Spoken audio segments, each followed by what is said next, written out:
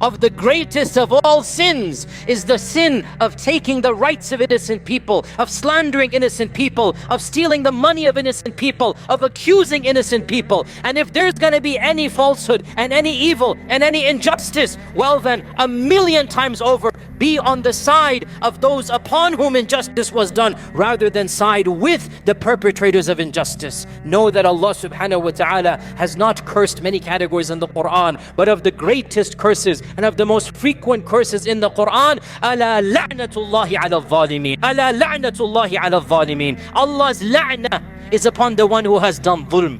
You don't want to be in that category. You do not want to be in that category. So if dhulm is being done and it is being done against you, say Alhamdulillah, I'm not in that category. Let it be done against me. I'm not going to be in the category of those upon whom Allah's la'na is being given. And our Prophet ﷺ said, Hadith is in Bukhari and Muslim, الظلم ظلمات يوم القيامة, الظلم ظلمات يوم القيامة. Injustice will become a darkness, a source of grief, a source of perpetual anguish on the day of judgment. Dhulm will become dhulumat. Allah is a nur, and Allah is calling to nur, and the Quran is nur. When you do dhulm, you have destroyed your relationship with Allah. You have broken your relationship with the Quran. So dhulm will bring about dhulumat, darknesses on the day of judgment. And the great scholar of the past, Sufyan al-Thawri, said that wallahi, if you were to meet Allah with 70 sins, as long as the eyes can see, 70 sins that are private between you and Allah subhanahu wa ta'ala,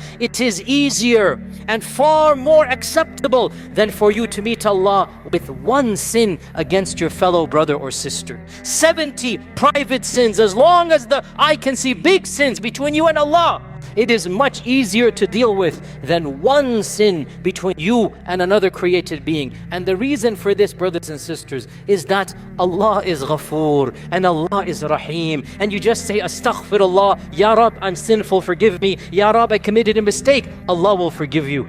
But the minute you trample on the rights of another person, the minute you take the huquq of another person, well then, Allah Azza wa Jal, in His infinite justice, removes Himself and says, between the two of you, you decide. Now you tell me, which human being will want to forgive a person on the Day of Judgment? Which human being will be like Ar-Rahman and Ar-Rahim? Because of this, one sin between you and another makhluk is bigger and more dangerous than 70, 100 sins that are private between you and Allah subhanahu wa ta'ala, because Allah forgives and mankind does not forgive. And also, brothers and sisters, the final point for today, our Prophet ﷺ said, اتقي دعوة المظلوم فإنه ليس بينه وبين الله حجاب. Fear the dua of the one who has been wronged. The dua of the mazloom is the most powerful dua. There is no dua more powerful than the dua of the one who has been wronged. And the Prophet ﷺ warned us, beware of the dua of the one who has been wronged, because there is nothing standing between that dua and Allah subhanahu wa ta'ala. Nothing. In the other hadith, the Prophet ﷺ said, the dua of the mazloom races up like lightning to Allah, races up like lightning, and Allah hears the dua, and Allah says, وَعِزَّتِي وَجَلَالِي لَأَنصُرَنَّكِ وَلَوْ بَعْدَ حِينٍ. I swear by my izzah and I swear by my honor, I shall respond to your dua, even if it be after a while. Might take a while, might take some time. Allah sometimes for wisdom delays the response to see the test played out, but Allah never ignores the response.